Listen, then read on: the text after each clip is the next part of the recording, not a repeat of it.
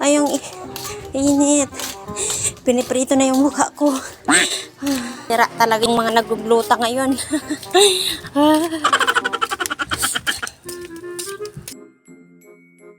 Ngayon lang gani ako, guys.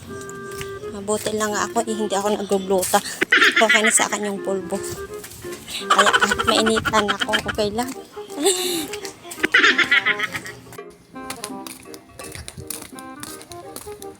Yung minsan para din akong sirang may sira din yung ulo ko.